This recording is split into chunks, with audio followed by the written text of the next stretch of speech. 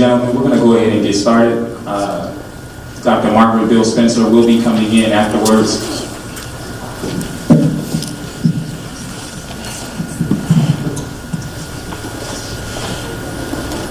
Good afternoon, and welcome to our session entitled Increasing the Opportunity of Academic and Life Success, Trauma-Informed Schooling and Consequences. My name is Raymond Griffin, and I am a fourth-year doctoral candidate in K-12 Educational Administration at Michigan State University.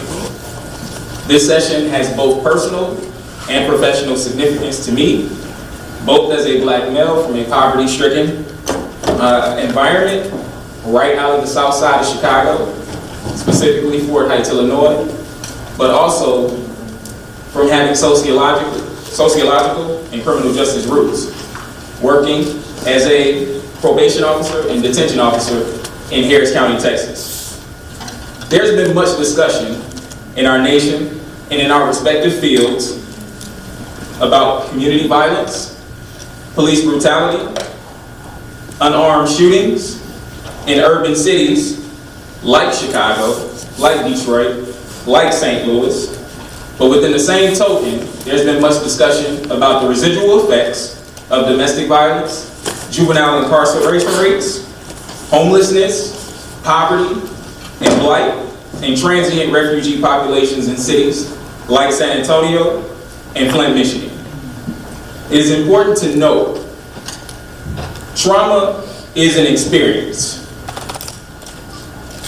Very important to note that trauma is an experience. These wounds most times are unseen, and the trauma symptoms may present themselves somatically more than outwardly.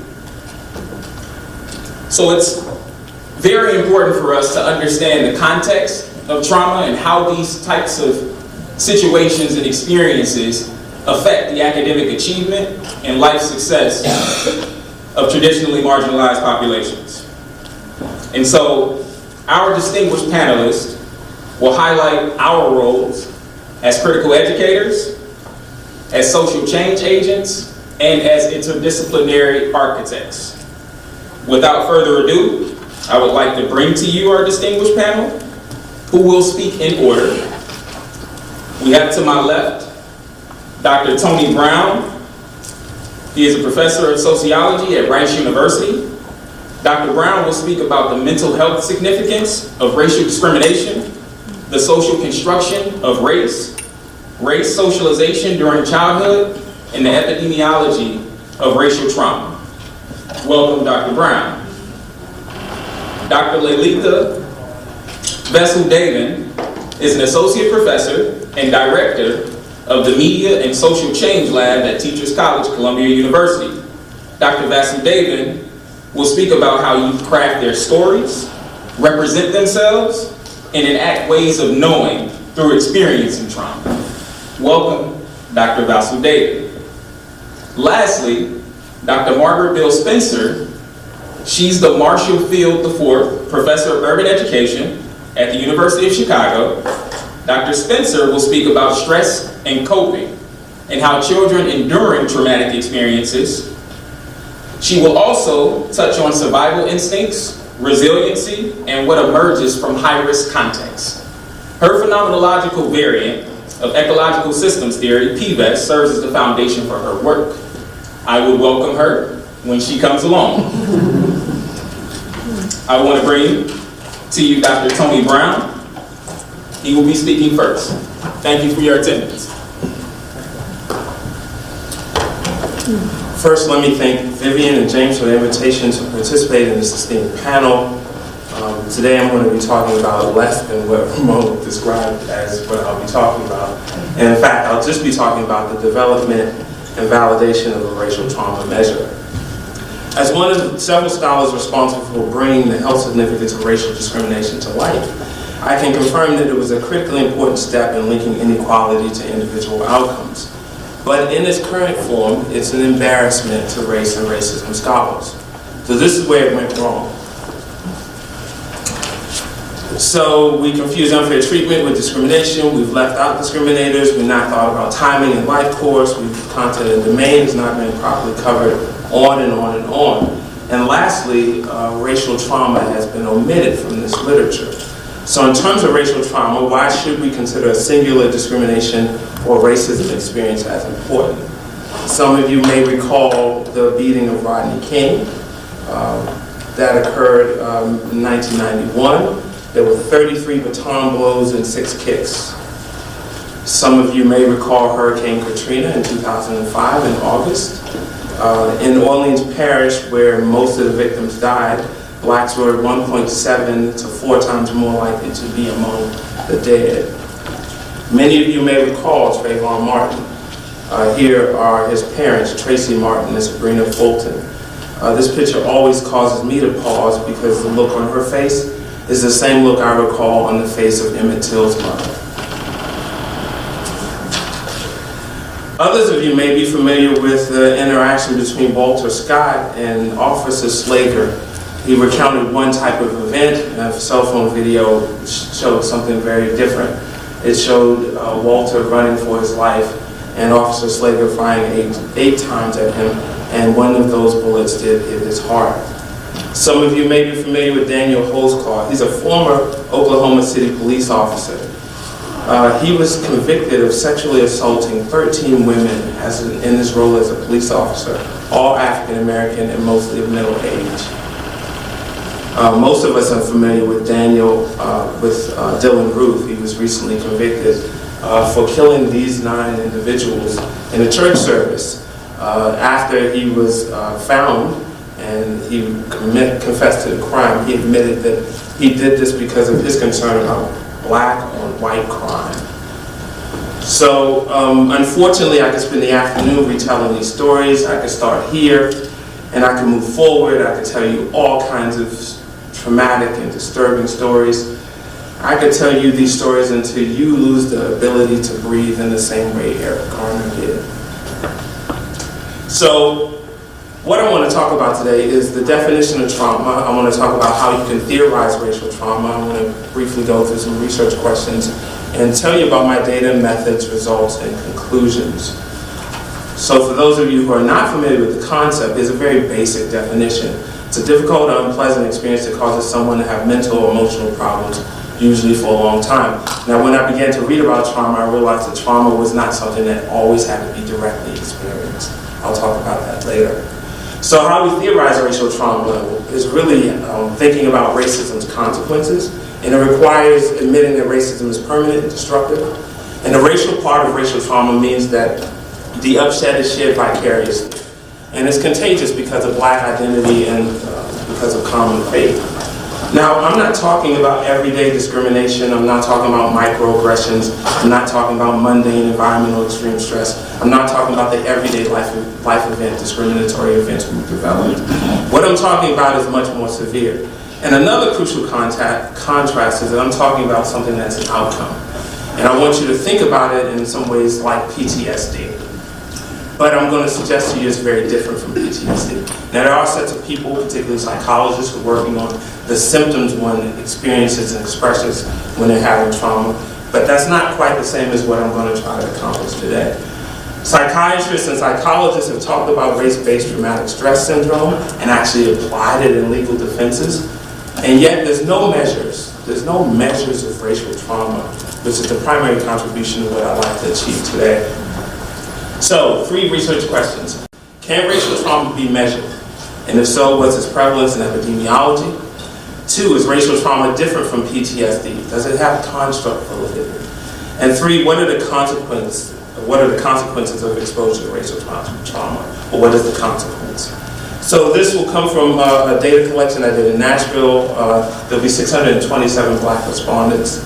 Racial trauma, as I'm developing the measure, is based upon the DSM-4 text revision diagnostic module for PTSD. Those of you who are familiar with PTSD, you'll see I borrowed some aspects of it. And I want to remind you that PTSD is something that is incurable. People who have PTSD often describe being stuck in the cycle. An analysis I showed you a weighted and adjusted for the complex survey design. So question 1, Can racial trauma be measured? If so, what's its prevalence in epidemiology?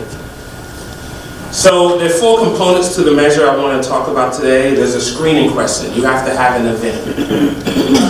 And the second part of the components is that the event has to have certain qualities. The third is that you have to have symptomatology related to that event. And the fourth is that you have to have some level of impairment. So those are 4 components. Screen in, you have the condition that you're screening in for the event meets certain criteria, you have symptoms, and then there's some impairment. So here's what the screening question looks like. Have you ever had a discrimination or racism experience that bothered you a great deal? If you say no, you're going to be screening out. The inclusion and exclusion criteria are really straightforward. In this experience, did you think you would be killed? Did you think someone near you would be killed? Did you experience intense helplessness, intense fear? And then there are 8 symptoms, which I'll go through quickly, but they're basically about intrudence, avoidance, and those kinds of things. And then impairment. And impairment simply captures whether this thing bothered you. So if it didn't bother you, then we're not going to be able to say this is something that has consequence in terms of your life. So what I've created today, or what I'll show you today, is what I call racial trauma 3. And that means you screen in, you had the event, you had one of the 3 criteria. So you thought you'd be killed, someone near you would be killed, you experienced intense helplessness, intense fear, and you had at least three of those 8 symptoms we talked about. And the measure I'll show you today is constructed so the respondents all met the impairment criteria. So if you're a case on this racial trauma measure, you actually met the impairment. So this is a disturbing statistic. 1 in 4 African Americans have had an event where they thought they'd be killed, someone near them would be killed, or they experienced intense helplessness or fear, and they had 3 of those symptoms that I described. 1 in 4. So let me give you a little context. According to the DSM-5, the lifetime prevalence rate of PTSD is 8.7. So 26% versus 8.7. Now before I go on and do the epidemiology, I want to just throw this up really quick. Right after we asked, right after we asked about the event, we asked, do you think, when you think of such that worst event you had experienced, how old were you at the time? And I want to come back to this, because I want you to think about who that 5-year-old is and who that 55-year-old is. So in terms of epidemiology, really quickly, I just picked a broad range of things. We'll look at gender, skin color, PTSD, education, CSD, which is a measure of depression, age, and unfair treatment. And I could talk about these in greater detail toward the end.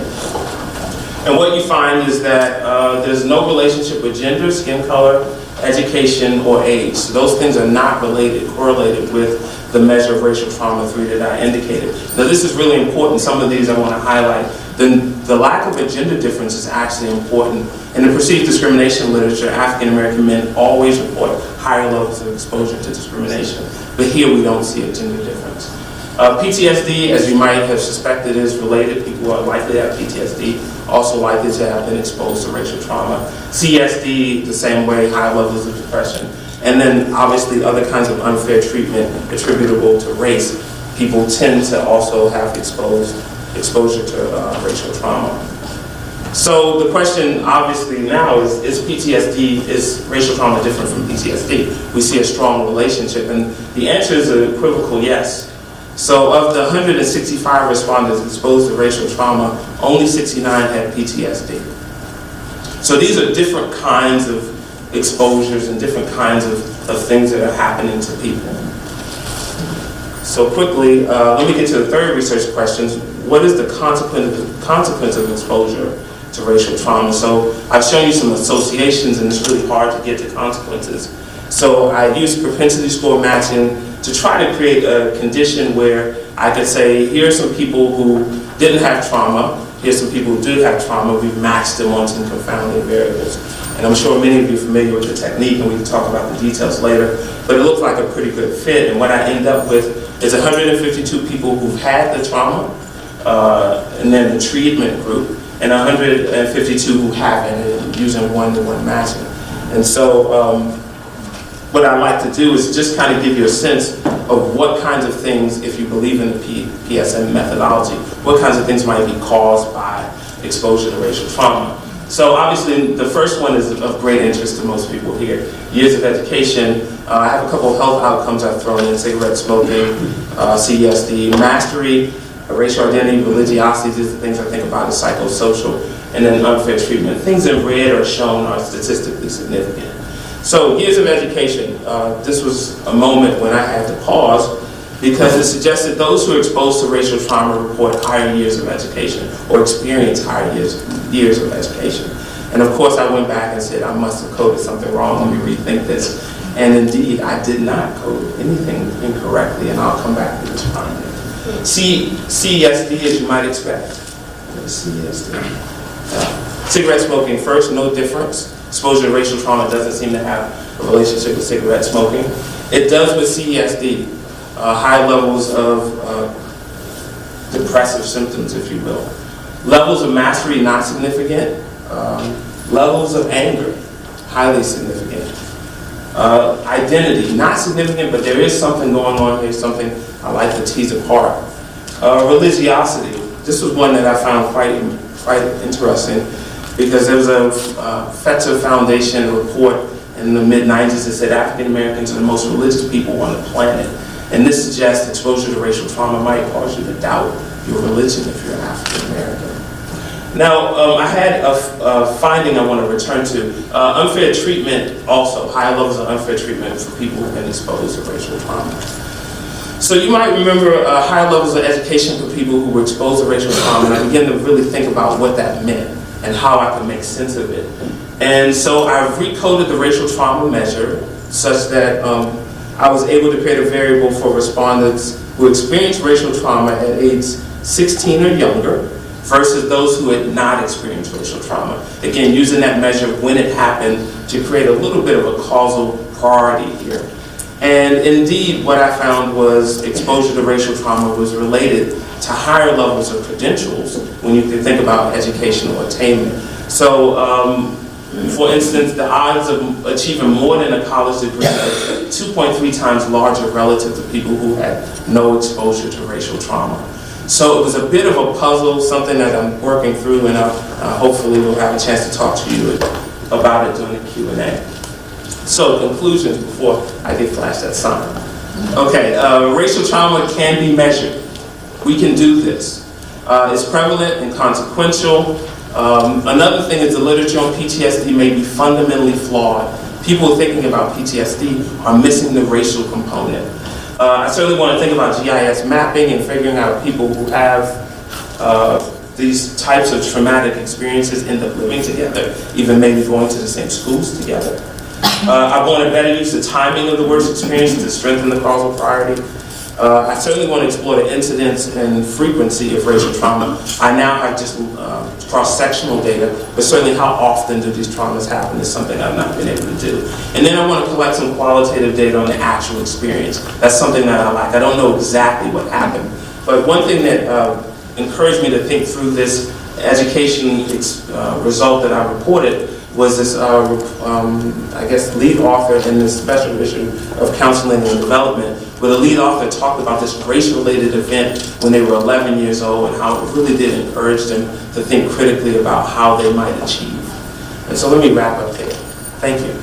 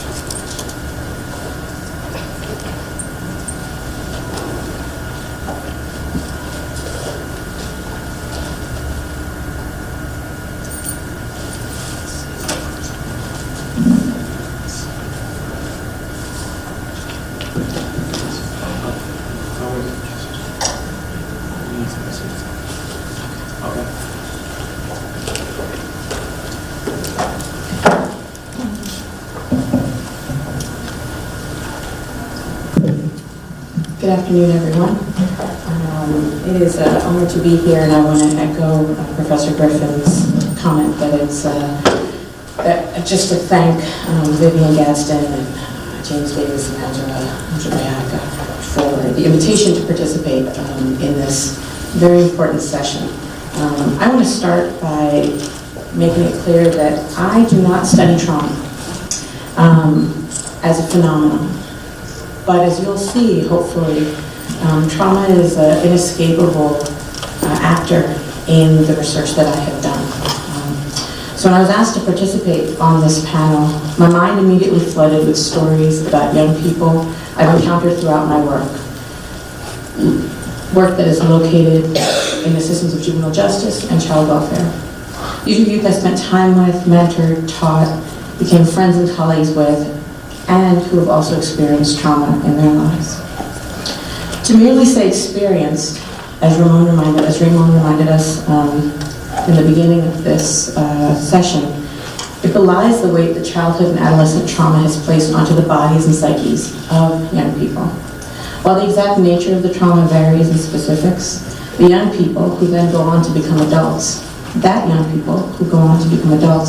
are emotionally and sometimes physically burdened with the receiving end of actions of others is not a fact to be taken lightly.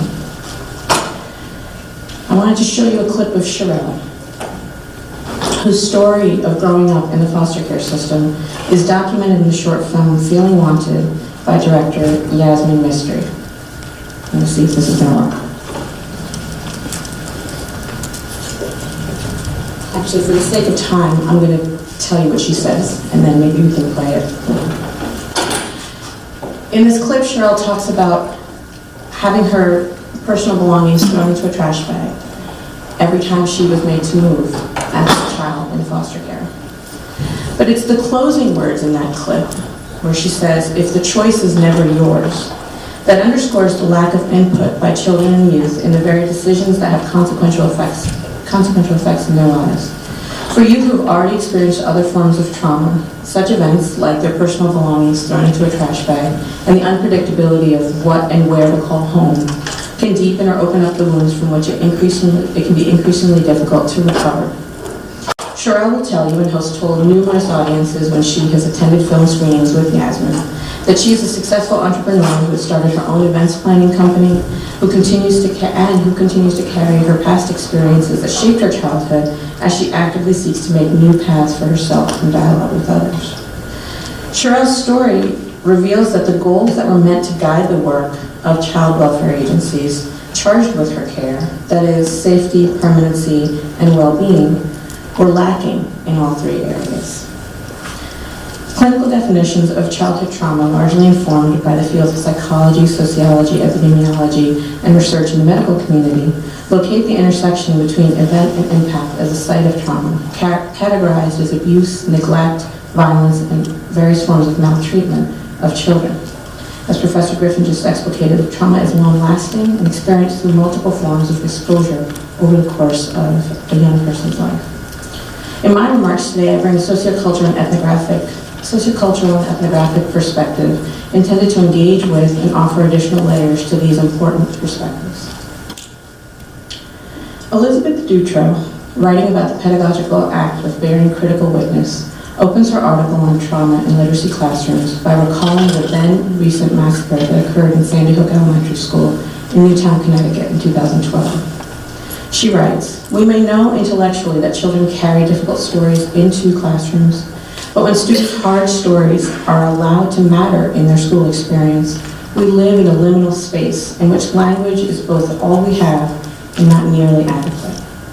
She then poses a question. What are literacy researchers and teachers to do with this paradox? Dutro's question has a reach far beyond the domain of literacy researchers and teachers, to include other adults who encounter, spend time with, care for, and are present in the lives of children and youth who have experienced trauma, both acute and chronic. She is speaking directly to the spirit and invitation of this panel to integrate trauma research knowledge into our work. Stephanie Jones, writing about nomos, or unspoken rules and practices of teacher education, explores in her work how information about trauma is communicated in spaces that are meant to prepare future educators. She writes, "This nomos privileges text-based language, academic language practices, the reading of educational research and classroom practice texts, middle-class, polite ways of interacting in the classroom, and overall positioning of students as future teachers rather than as human beings learning for the here and now."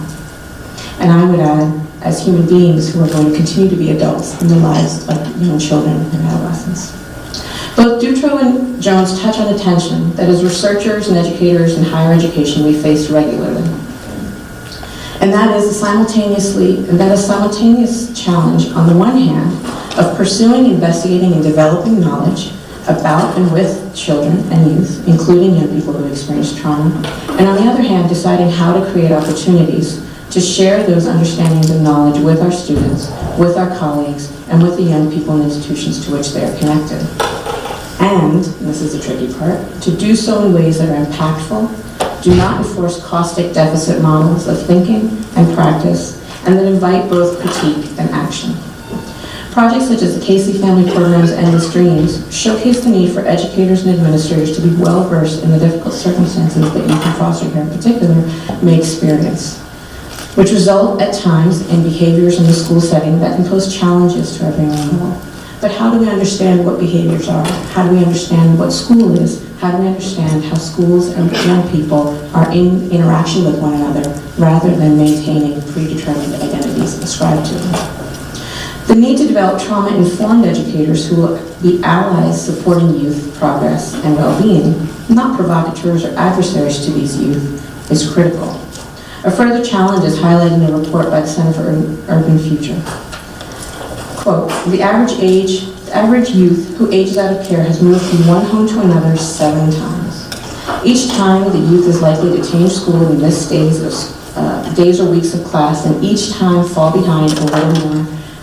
Practitioners in the field report that multiple placements cause other problems too. Awareness and mistrust of adults, emotional trauma that compounds the trauma of being removed from parents, lack of close connections, and socializations of other youth.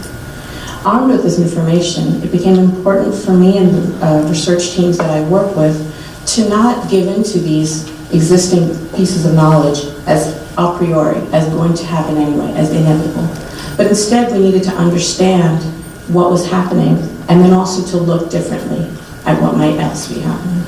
So I turned then to 2 sites of research where I have been engaged since 2004.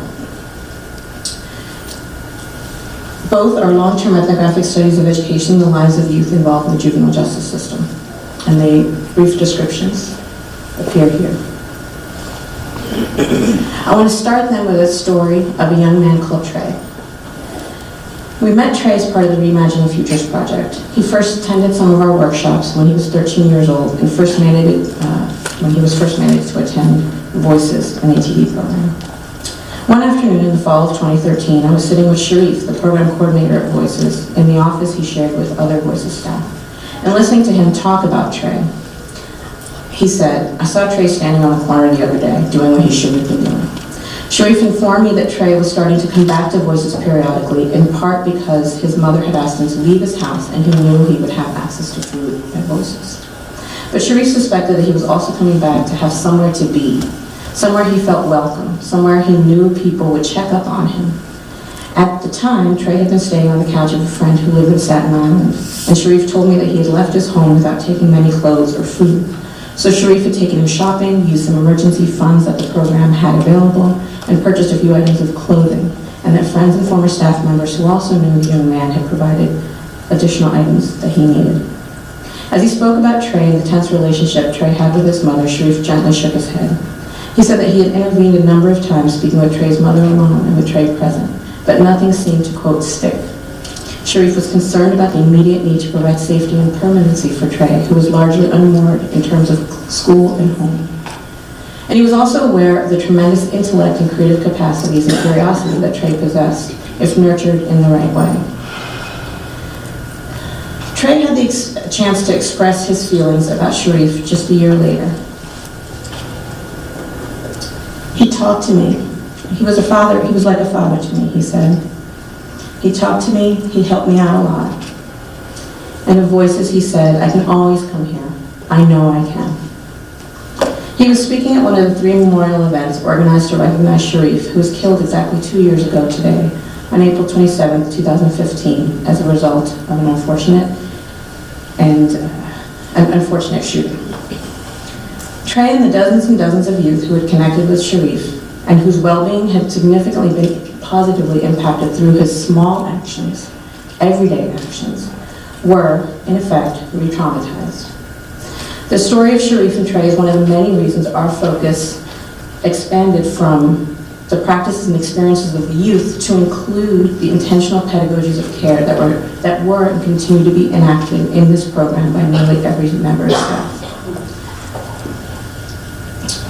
They emphasized that the young people needed to find anyone, someone, everyone at the program that they could connect with. And this point of connection informed the next site of practice that was motivated by this research, and that was, how do we make the narratives of youth who've experienced trauma and those of educators who engage with trauma every day accessible, appropriate, and respectfully taken up in the graduate classroom? Let me skip this slide.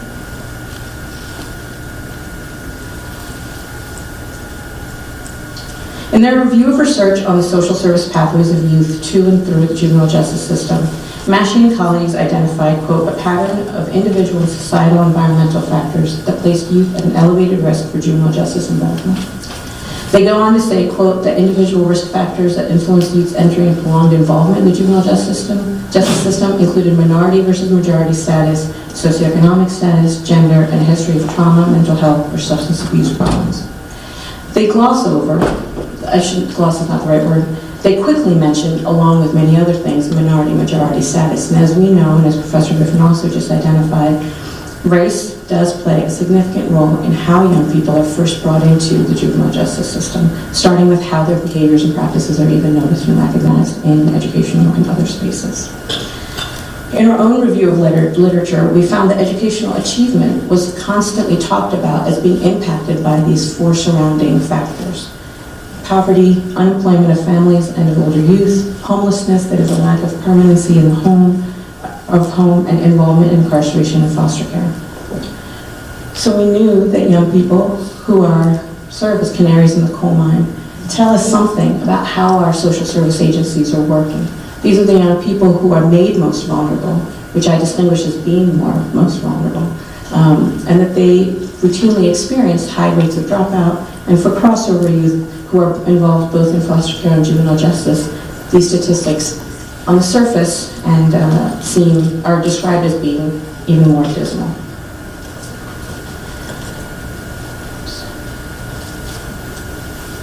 So we sought to center educational well-being in the hopes that perhaps educational well-being might have something to do with changing, shaping, and forming those 4 factors.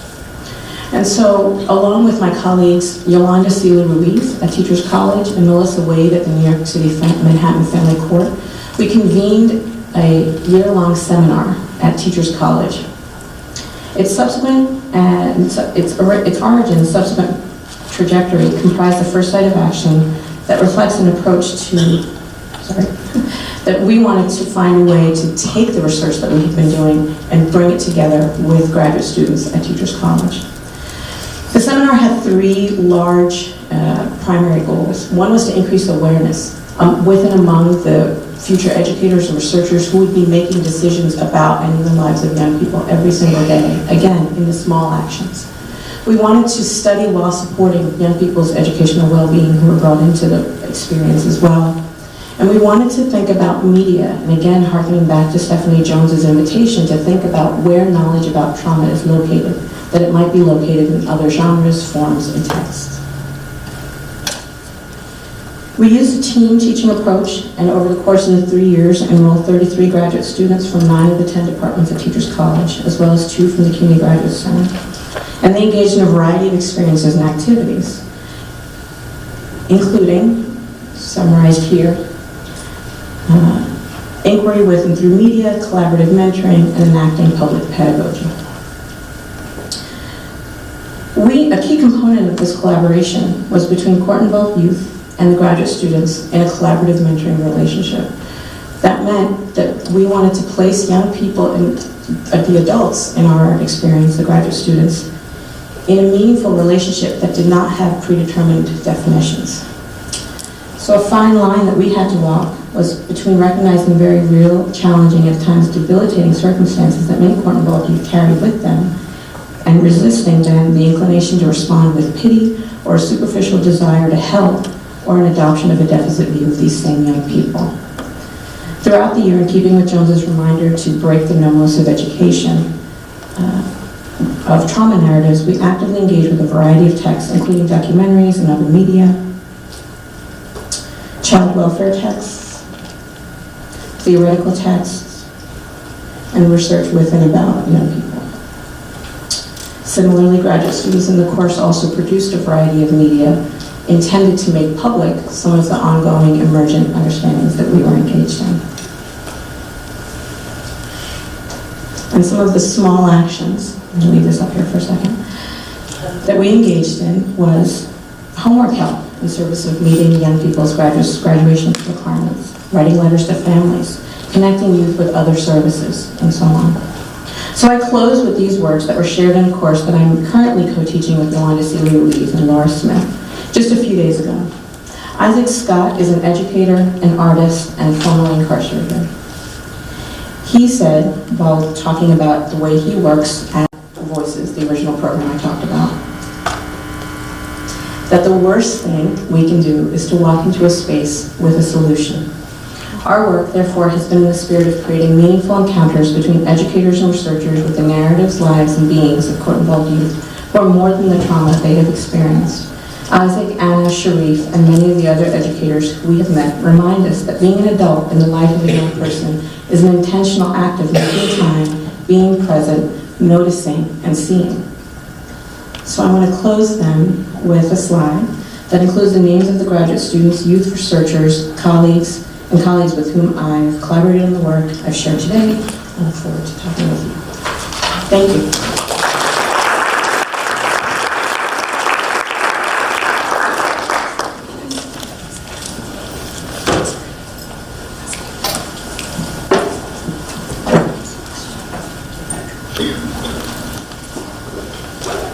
Good afternoon. I'm sorry I came in a little late. I'm directionally challenged.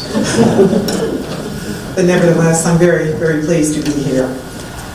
I wish to begin by thanking the organizers for their prescient and creative decision to propose tackling an important and increasingly broadly referenced theme, trauma. Before specifically sharing how the concept is addressed or admitted in our own work, I will report on some of the conceptual dilemmas shared from the literature, and following that, share insights from our own theoretical perspective to share the contributions of human development and coping processes framed from a cultural sensitive perspective, and 3, emphasize, particularly for ethnically diverse youth growing up in resource-thin contexts, how youth learners who are chronically burdened by both internally sourced and externally imposed assaults may just need high quality and significantly more supports, monitoring, and accessible assets. In fact, except for particular cases, they may not need another source of stigmatizing labeling. That is not to say, that there are populations, that as presented for my colleague, Pastor David, did I get that right? Thank you. That there are special populations with whom I worked as well, in terms of youth in care, in foster care, and also youth who've experienced trauma such as for me, the missing and murdered child crisis of Atlanta, when you have basically, months of systematic killing of children. So there are these, huge and special cases. My interest as a developmental psychologist, given our use of this term, trauma, is to make sure that for kids growing up under, hostile conditions, that we don't mislabel them, because sometimes we're talking about youth, even within the same families, who make sense of things differently. And certainly as alluded to by Dr. Brown's work, it may well be for youngsters of color in particular. It may well be that cultural socialization, a priori experienced as part of, if you will, family experience, aids youngsters in making different types of meaning of these untoward experiences. And therefore supports and monitoring, they all matter. So after reviewing some of the literature, I will then describe how we have addressed the conundrum in our program of research and theorizing efforts, which may have direct consequences for academic performance, how kids cope with stereotypic context, and their life course resiliency. In fact, our remarks will speculate as to whether trauma is just another categorical problematizing label as noted, or does it represent something more unique relative to myriad assaults experienced and consequent responsive, cognitive, and socio-emotional resulting coping processes? If the latter, might the term require a conceptual and methodological reframing or a more general overhaul regarding its framing and integration into our respective programs of research?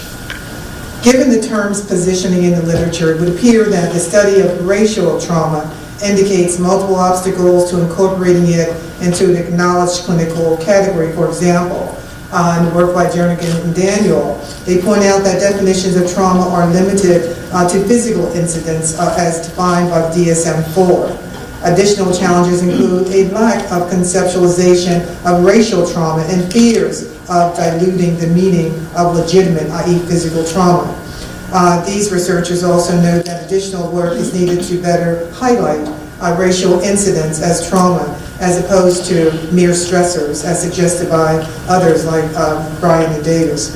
Some have sought to broaden the definition of trauma as a deeper psychological harm arising from a wide array of events and experiences that interact with development over time and exist in cultural context. Intergenerational transmission of trauma offered by others and consists of the effect of parental trauma adversely affecting their descendants, that is, immediate and future generations. Now, this has suggested the expectation for increased traumatic symptoms and the increased, what the authors claim, vulnerability to later psychopathology.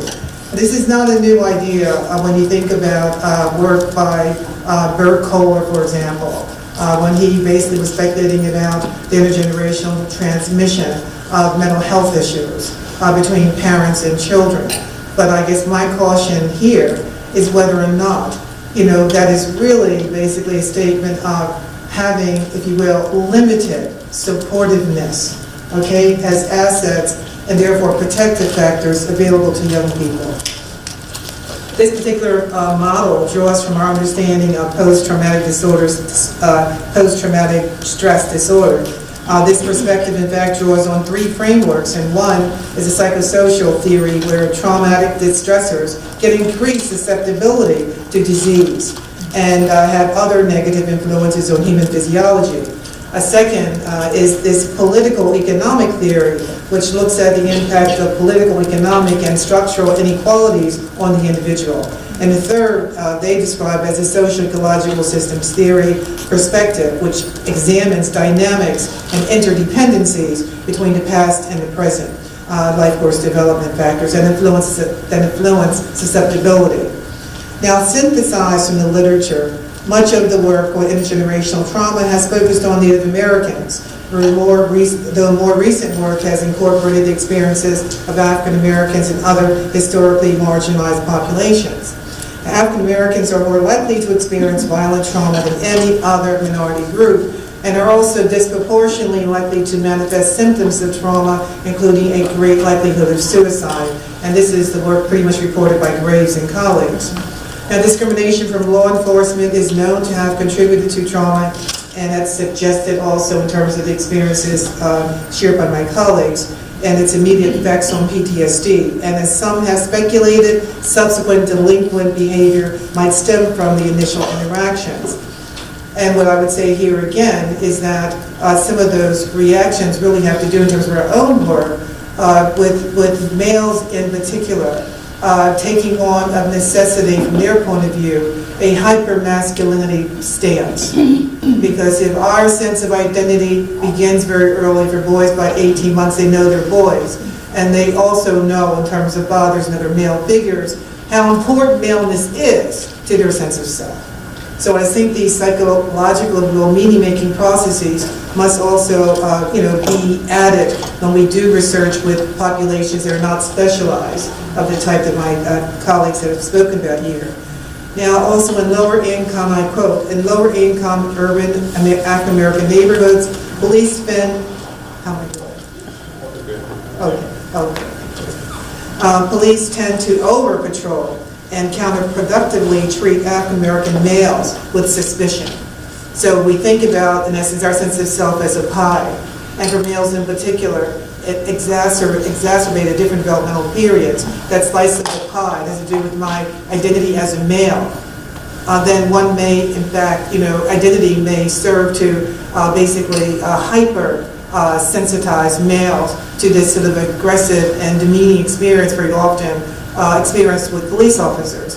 The boys are trying to ascertain malehood, and then others looking at that behavior even at school. Teachers are not going to embrace someone that they fundamentally feel fearful of, right? So the males are trying to say something about who I am, and others are giving them feedback of that who they are, basically, relationally speaking, is unacceptable. So racist events, of course, may exacerbate pre-existing racial tensions and lead to widespread reluctance to seek protection from the police and other institutions that have historically safeguarded whites. So therefore, this sort of built-in, as I call it, context of consonance that many white youngsters and students are exposed to. There is a chronicity of dissonant environments that youth of color are exposed to on a daily basis. So one has to ask the question, what role does that play from a socio-emotional perspective in sort of disrupting, if you will, the sort of cognitive processing of new information that is the learning experience. So adaptation, if you will, is compromised to learning new information. Also reported in the literature is that African American women are at a greater risk for being traumatized multiple times and are less likely to seek mental health services than white women. This is work by Graves, Castle, and others. They also suggest that the latter situation might be out of fear for what might happen to the perpetrator, particularly if that person is also an African American. That is, the mind contributing to someone else's trauma.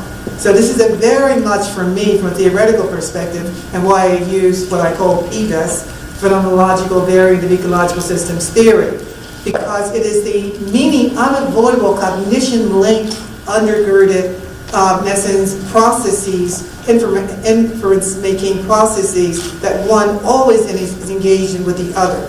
So on the one hand, one may feel as if one is being traumatized, abused, or treated in a hostile way. But if it's by another person coping under those same under-resourced conditions, and if you're a woman, it would appear that one is more sensitive to that. So these are issues that need to somehow find their way in our programs of research. Some have also pointed out that this reflects the notion that an attack on one is an attack on all. Again, this is some of Graves' and Dancer's work. Ironically, it's also noted that despite being raised to be fiercely independent and willing to help others, often at their own expense, that these factors for African American women may often exacerbate symptoms of trauma. Now this is really important from a health perspective as well, because we have done work with middle childhood youth in particular in terms of health symptoms. I mean, this idea that for girls or for women, experiences may be totally counter to what's expected is really interesting. Because on the one hand, what we find is that little black girls are very, very competent. And they're asked to do activities and work and support to support the family. And they do it very competently. But their competence, though, has very often consequences relative to psychosomatic, if you will, symptoms. They have more stomach aches. They have more headaches, et cetera, et cetera. and somehow those physiological responses are sort of absent from our programs of research. One specific area where symptoms of trauma may impact long-term outcomes in higher education. For trauma-exposed females, PTSD symptomatology in the first semester of college was associated with increased likelihood of not completing college. However, this was not significantly associated with academic achievement or persistence for males. This is, again, very interesting, that somehow these experiences for women are more centrally uncomfortable. So more genderized studies, I think, unpacking the meaning-making and the coping differences by gender and race, I think, needs to be a part of this process to try to understand what is high vulnerability and what is trauma. Moving along very quickly. I'm going to move to my own cautious synthesis, as I call it. From my own cautious synthesis of the literature and, of course, my own research and theorizing, there are several underaddressed themes which follow. And one is that human vulnerability represents the human condition. I cannot tell you that enough, share that enough. Because very often in literature, people use vulnerability and risk to be, in essence, as if they're synonymous. They are not synonymous. All humans are vulnerable. The fact that I couldn't find this room, I had to share with you right away that I am directionally challenged. And that is a risk factor. But the risk is offset by protective factors and supports. So I grabbed a young man who worked here, and he literally brought me to the door. Yes, and I appreciated that. It decreased my vulnerability. Okay? My point here is that no one escapes human vulnerability at some level. And if human vulnerability, for me, as a first step, is the balance or imbalance between the exposure to risk or the experience of risk and the availability and accessing of support, if it's balanced or the degree of balance or imbalance. So the youngsters that we're talking about here, my colleagues, may well be youngsters who are extremely high in risk and their chronicity and their degree. And so therefore, from the theoretical perspective of PVES, that therefore is linked to much more stress in terms of, again, the supports that are available against the stress, the struggles, if you will, that the kids are experiencing. And what's important for us in terms of our research is that phenomenological experience of stress and the meanings made from it have implications for how kids cope. And that includes, most importantly, school. Because, for example, if you think that neighborhoods, in terms of the broken windshield, strategy or whatever, suggests that there's a level of stress chronically that certain kids have to deal with, and that they have to deal with it chronically. Well, some coping may be okay to navigate the space, but it's not okay at school. And again, that's why support such as parental socialization or, in essence, other mentoring or very specific supports make a difference because you see this even within the same family. So my first point is that human vulnerability, basically is our human condition. Everyone is exposed to both risk and protective factors. And my dilemma with discussions of trauma is that there's an assumption that everyone has equal access to protective factors and that they are adequate for offsetting the level of normative and atypical situations of risk. Further, given the fact of persistent conditions of inequality, one can virtually bet on that being the case. Thus, might be entertained the possibility, colleagues, that we may be identifying conditions of high and chronic risk without also factoring in the role of adequate support.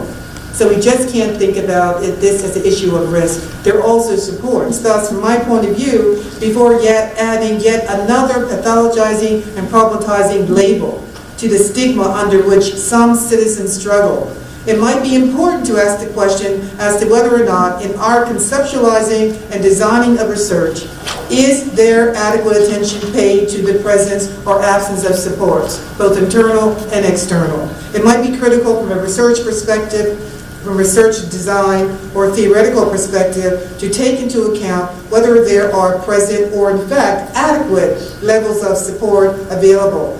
That, for example, given the Lit Review, the presence of same race, gender theorists or supports which are experienced as indeed supportive in terms of your research, might make a difference. Some, we need to collect those data. Some programmatic interventions just do not make sense, thus inadequate to address the risk conditions that precipitate trauma-like conditions, mainly because of inattentiveness to authentic support. When I mean authentic support, it's not as a researcher we think should be supported, but phenomenologically, from the point of view of the individual, what they experience authentically as support.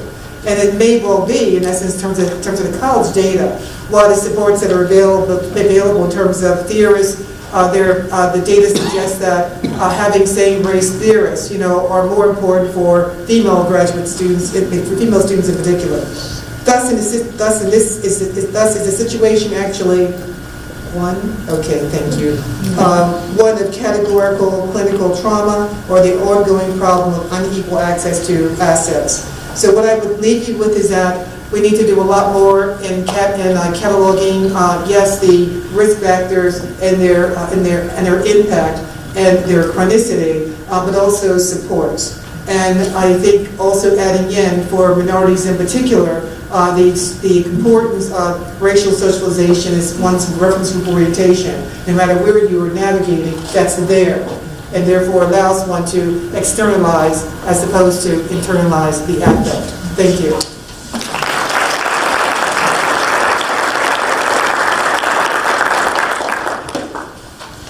First, I would like to graciously thank Dr. Vasudevan for bestowing the professorship on me already. I am just a PhD candidate at this juncture, but thank you for the futuristic thing. I want to bring up our discussant.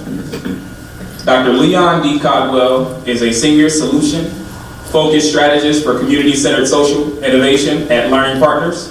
He pivoted his career from a tenured professorship to philanthropy as a senior evaluator researcher to scale innovative solutions to address challenges that compromise the life outcomes of youth and families. Ladies and gentlemen, welcome Dr. Codwell.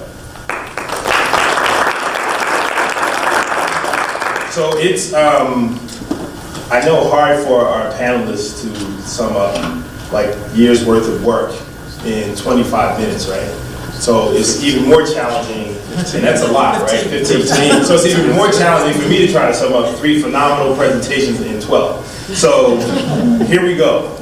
First of all, I come at this work, and I come at this discussion wearing several hats. As a kind of a transdisciplinary researcher, a counseling psychologist, a community-based participatory researcher, ed psychologist at one point, a K-12 educator, higher ed, obviously, a funder in philanthropy, but more importantly as a healer.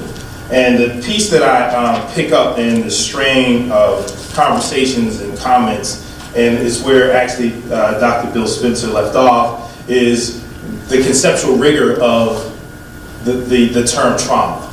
And I'll talk about it in just the way in which my work has been unraveling, is I've not used the word trauma for that very reason of seeing it as problematizing, right? I've done my interventions in schools have been, we have what's called the healing school intervention. So we've thought about, if I just keep saying trauma, which is really one's experience, and not only is it one experience, it's something I have very little control over. Like, I can walk out of here, you were traumatized trying to find your way over here, right? So to some extent, what's probably more important in the reason why I'm using healing is this notion that vulnerability is part of the human condition. My response to that vulnerability is actually what I can use as a protective factor, right? And then what supports I have in that response. So it's really important that we as researchers think about the conceptual framing of these terms, particularly trauma, and thinking about what does it mean to be healed, and what is a healer. And then seeing systems as both capable of traumatizing, perpetuating trauma. In the case of the foster care system, the juvenile justice system, I was just actually at the Andy Casey Foundation's Juvenile Justice Detention Alternative meeting last week, and I did a panel there, and I posed the question, how in fact can you dispense mental health services in a juvenile justice system? It's inherently flawed, right? And that question itself, when people are talking about trauma in the juvenile justice system, which actually traumatizes, is phenomenal. But so some more research needs to be done on that. this whole idea that the systems that we're playing in, right, and I say as researchers, we often play these systems, particularly now as I go into schools, and I realize that I can leave, right? I'm sitting there watching teachers struggle with babies. And I go in and can give my 2 cents of an intervention. The reality is that how is our research being translated to support those people who are providing the services? That's my number one concern. To be quite frank, that's why I left the academy. Right? So I think there's a piece where, as researchers are sitting here, it's an opportunity to translate, well, Dr. Brown, you have this measure. How is that measure actually being used in K-12? Right? How do we actually, and not just use to describe, and I think about Mayor Willie Harrington, Memphis mayor, once said during a session I was doing at the National Think Tank for African American Progress, he said, I always thought you PhDs were good at describing the water that people were drowning in, but very few of you have a rope to save them. Like that actually changed a lot of my position around how my research and what my research does. So I actually, would invite all of you to think about what's the rope your research gives the systems in which these children are drowning in, and their families, which is another part. Another caveat I have, and part of the discussion, is we need to stop thinking about trauma as individualized, right? As one child. Children, people are not individuals. Maybe my African-centered way of thinking about this, but we are interdependent. So if a child is traumatized, you best believe everything else in that child's system is also traumatized. So our interventions can't be the focus or local or localized just to that individual. It has to be to that individual's ecosystem. So what does that look like, right? So it's collective measures or measures of collective trauma. It's also the phenomena of a story. And even thinking about, like I'm doing a Healing Schools initiative in a school in Baltimore right now, and it's intentionally designed to be ecological. So our first intervention point was actually with the administration, to get them to believe in the concept. Our second intervention point was teachers, because teachers themselves were carrying all kinds of stuff, right? And nobody had actually, and we did simple things. We have it's called Healing Tuesday.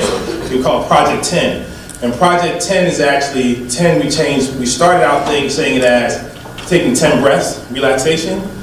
We flipped it to mean taking emotional notice, right? So 10 now, and you'll see teachers pacing the hall saying, I'm taking my 10, I'm taking my 10, right? And they know what that means because we had a teacher who actually ended up physically aggressive to a 6th or 4th grader, right? They are on the brink. And how does this research translate into their understanding of their experience, their phenomena of vicarious trauma, right? There's another piece of this too, when you go to the system. What's today? Tuesday, I did a session with the PTO of the same school.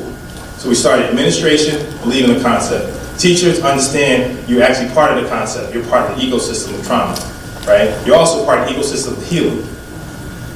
Second, the final piece was we actually said to the parents, we had a bunch of parents, this is in Baltimore, in West Baltimore. So whatever you think about Baltimore, this is it, right?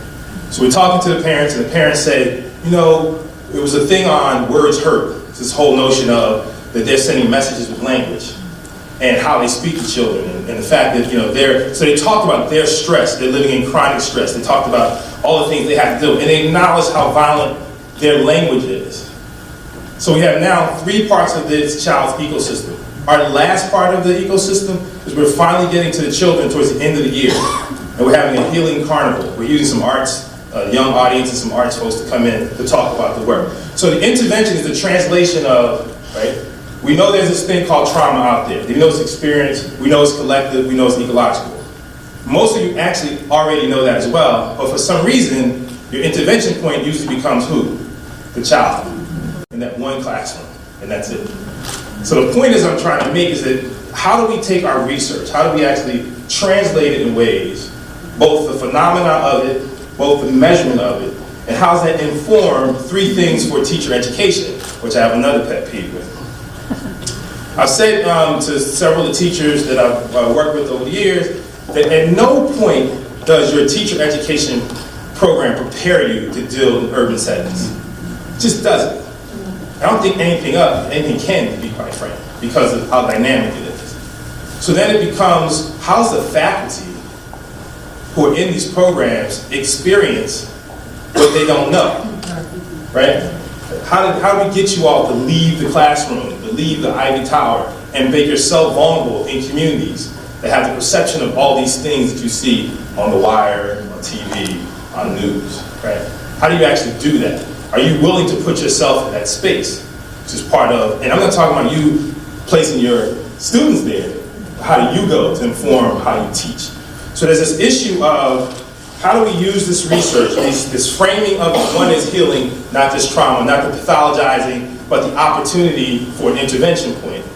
And how do we use it to inform practice at the teaching level, research, praxis, right? And more importantly, how do we inform our interventions in which we're framing it in such a way that we understand, one, the vulnerability of the human condition, two, we look at it both protective and risk factors, because most of our work is focused on risk factors, being honest about it, right? It takes a different stretch to flip the paradigm. And three, how do we actually really start to think about this notion of what does it mean to be a healer in the human condition?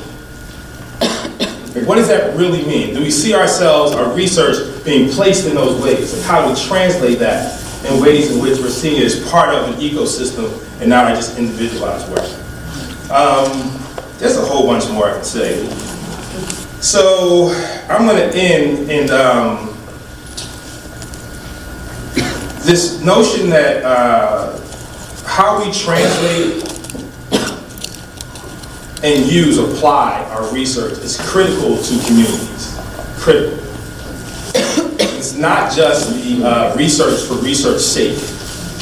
I want to say that profoundly and really just with great emphasis, that our communities need you to shift your paradigm in how research is used so it can better inform the school systems in which are operating on the next generation of children, right? We can't fill our seats if in fact we don't shift our own paradigm in how research is used. So I think these conversations are critical, but what's more critical is when you leave and you yourself have a paradigm shift about your work. So that's it, thank you.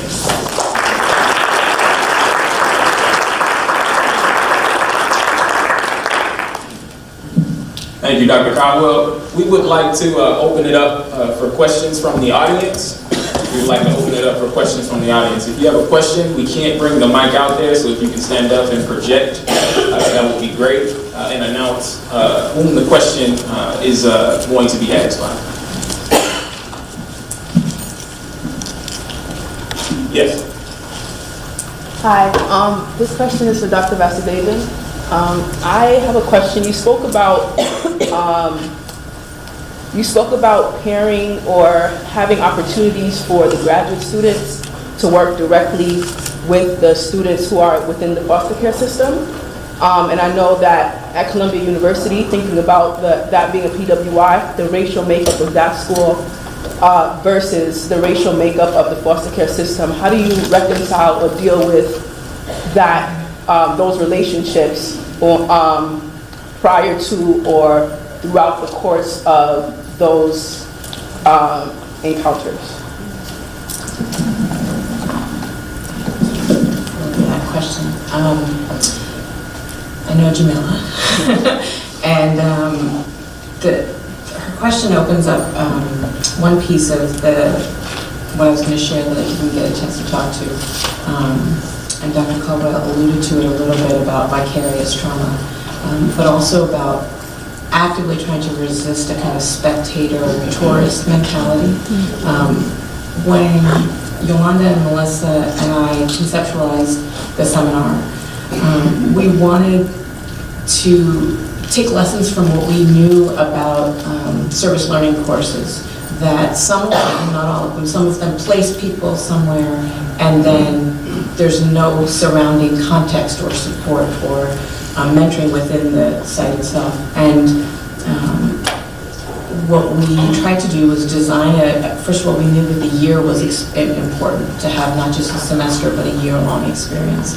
And we spent a lot of time in the seminar before we even brought in young people or placed graduate students with young people, doing a lot of internal work.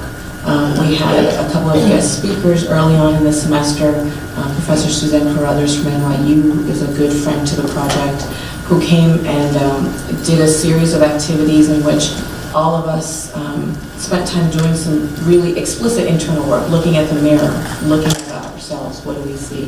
And what we also wanted to do was, we also wanted to frame this as not a mentoring program, that it was necessarily collaborative and exploratory and inquiry-based in ways that address the fact that the phenotypic makeup of the average graduate student at Teachers College didn't match, as you said, the young people who we were talking about. So we strove to not only engage with the multitude of available pathologizing images of young people, because we wanted to do it in a critical way, but we knew that actively engaging with young people as participants in the seminar, and that happened more so in the spring, was an important piece of not just humanizing as a kind of a tokenizing idea, but to really kind of embody the phrase that we've often started the course with, which is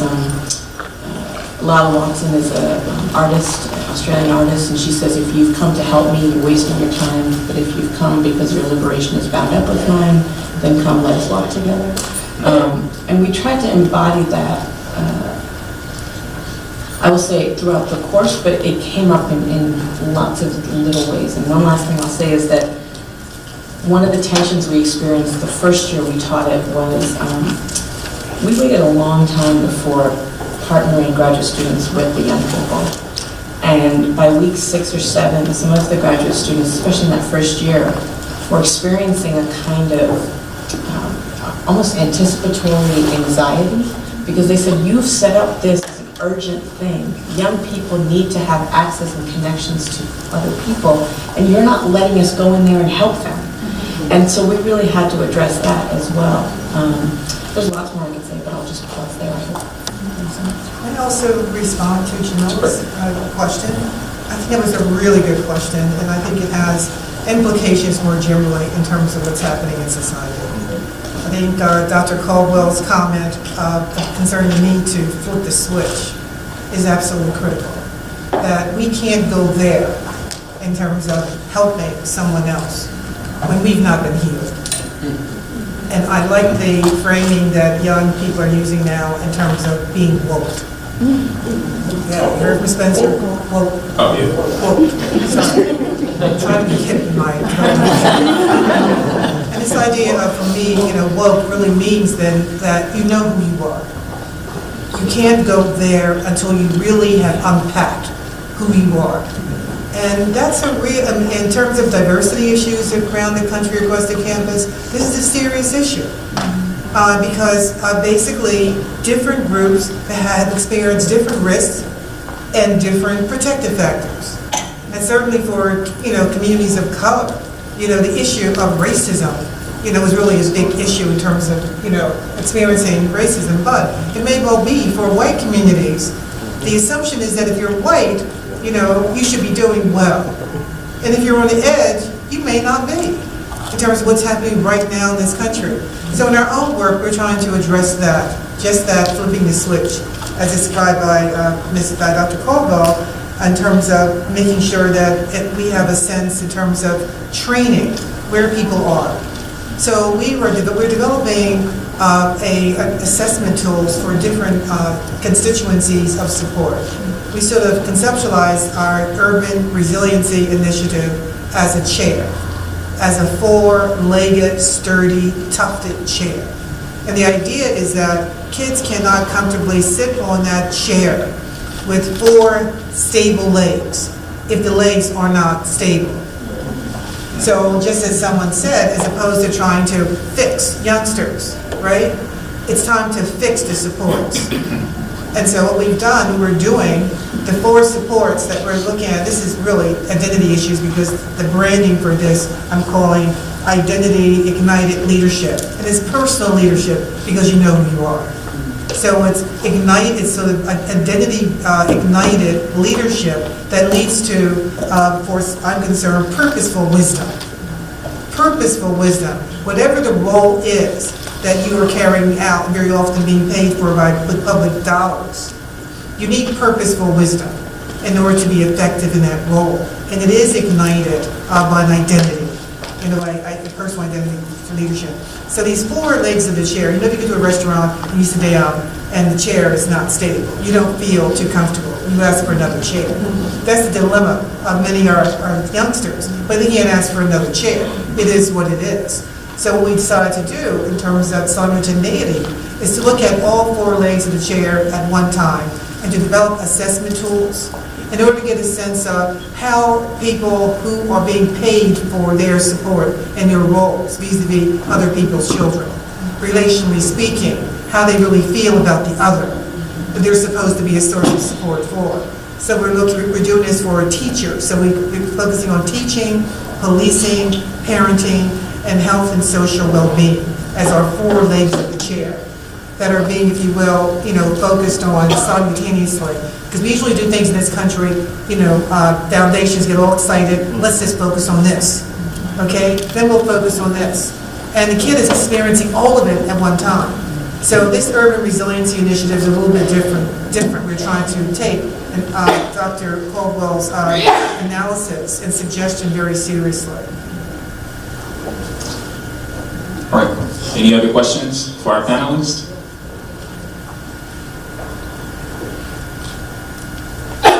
Yeah, 3 wonderful. Go ahead. It's a slightly different question from what you've been talking about, but we know that trauma affects individuals, affects communities, but trauma for a pregnant mother can affect that child for the rest of their life. No talk about that?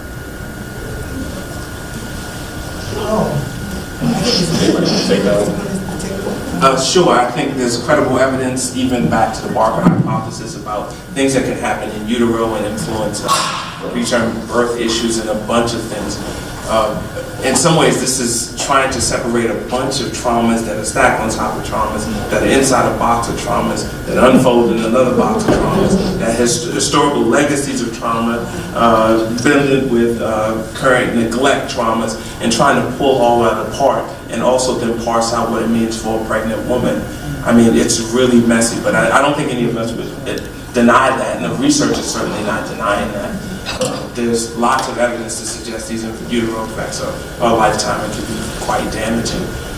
What we really have to talk about is sometimes I think we need to come back to the notion that sometimes the people we expect to be healers are themselves traumatized. So the OBGYN, the teacher, the professor, the resident advisor, these are people who are also dealing with these traumas. And in some ways to just focus on this woman is maybe an important thing, but it's also to miss the historical legacy of traumas that have happened to people who've been dispossessed. And really for me, this is about racism, right? And so racism means that he can do a healthy school initiative if he wants, but if it's in Chicago, which is a diseased city, which is in a state that is diseased, then basically he's just looking at this baby ecosystem in this much larger context where race and racism have shaped outcomes since the beginning of the country. I mean, we could go back and talk about red line, we could do any number, the GI Bill, what do you want to do? If you want resources and talk about how they're distributed, race has really determined who even gets access to prenatal care. And who gets, and even when you get the same access, there's lots of studies that show the quality of care is differential depending upon your race. So this is a bigger issue than a school. It's a bigger issue than a classroom. It's a bigger issue than a teacher. And so to me, there's a part of what we haven't acknowledged, and that is that race and racism shape just about everything we can think about as being important in society. And if that's the case, then we really need to figure out how to make not a school healthy, but make a nation healthy. The ecosystem. So, taking this to a completely different perspective, I think the whole discourse here is located somewhat as taking care of all those things that prevent people from learning. And I tend to look at this from a different perspective. I mean, I think we got the curriculum wrong, pretty much. I mean, we tend to think of math and history and those kind of things that we're supposed to learn as those things that, you're measured for, and that's pretty much education. But I tend to locate the entire discourse here. This is an entire curriculum. I mean, it's a curriculum that pretty much is embodied in me right now. If I look inside and I start to explore what's in there, part of it's trauma, part of it's stress, part of it's just mind wandering. It's all part of the curriculum. So I think the paradigm shift that's required here is not thinking about trauma as something that we need to overcome and heal, but as part of the curriculum that we need to learn, as part of how we understand education in general. So I don't know if that's a comment, a question, but you probably have something to say about that. Really quickly, let me just say before I'll let you go that curriculum issues are important, and I just moved to Texas, and there's a movement here to change the word slaves to workers. So I'm gonna just leave that right there with you. Let you figure out what that curriculum looks like. Yes, that's just, the problem of alternative facts as a way of protecting the unknown is an issue. So I think we need to go there in terms of being candid and honest. The other issue that you raised in terms of yes, we all are embodying certain things, but the issue then in terms of our discussion in this panel is how much stress can be motivating and how much takes you out. That's the issue. Because if learning really has to do to these processes of adaptation in terms of assimilation and accommodation, right? How much do you learn as a function of what you already know? And good teaching then adds on to that in terms of your experiences. So that's in terms of the affective domain, what gets in the way of learning as risk-taking? So those adaptational processes, having both of those components, you're not going to take intellectual risks. The things that may help you to take intellectual risks, for example, the arts. Kids who are most, if you will, oppressed, they want to take those expressions, those, if you will, safe ways of taking intellectual risks. So in terms of the curriculum has been designed to guarantee, that certain individuals, are, a problem in the sense of, I don't want to use the term traumatized, but I'll say traumatized or made uncomfortable enough so that the cognitive is affected by the socio-emotional, given these physiological processes that this gentleman alluded to as well. Because there are individual differences in terms of even kids who were raised in the same household, in terms of, cardiovascular function, how much, if you will, stimulation makes one kid, react in a way in terms of reactive coping, right? And other kids not. So you've got the biological processes, the affective processes, the cognitive processes, all interacting to maximize learning in these ecological contexts alluded to by Dr. Caldwell, which have been under-addressed in terms of their own pathology, given the historical influences that Dr. Brown alluded to.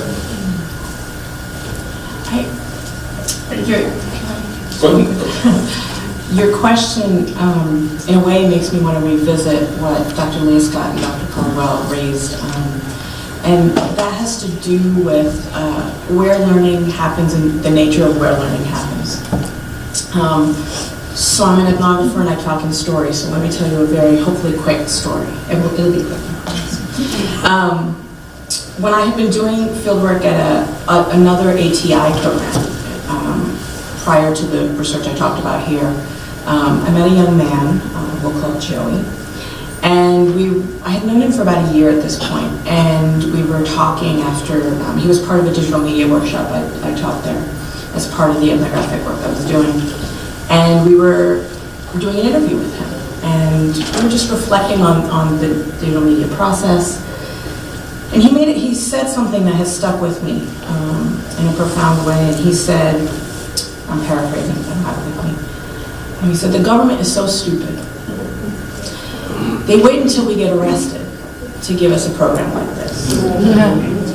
And that sentiment has been expressed by so many of the young people I've encountered at a couple of programs where I've done research that actually call into or respond to, Dr. Calvo, what you said about, can mental health exist within juvenile justice? And and on the surface, I resonate with what you said about, no, that doesn't make sense, it's a conflict. And yet, some of my experiences have been within the larger landscape of juvenile justice, particularly these alternatives to detention and incarceration. They have been sites of profound care, profound love, profound acceptance of who young people are, but not limiting them to what they bring. These are programs that actively work to bring in partners in thoughtful ways, to provide the kind of enrichment that they think these young people deserve, not simply or not only because they are juvenile justice involved, but because they are young people who haven't been given this access and who should be given a multitude of experiences.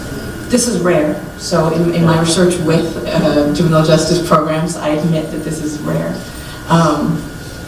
But it does, I think, harken also back to the first question about how are we positioning educators and researchers to encounter the experiences and lives and ways of being of young people in ways that don't start with, oh, I already know a lot about you.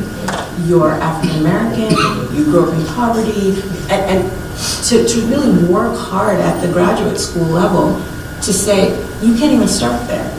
And so what might it mean for you to take an unknowing inquiry stance to be in a room with another person and start there? That doesn't, and I think we work actively to say, this doesn't mean you don't bring in all the experience and understandings, but you don't assume that this person has all those things that you are writing onto them. And that is hard to do with an individual person who keeps trying to do that, but it's really hard to teach in that way. And I think the other point that you made me think of was that we're learning all the time. And so learning is happening whether or not it's being measured. Learning is happening whether or not it's part of a set curriculum.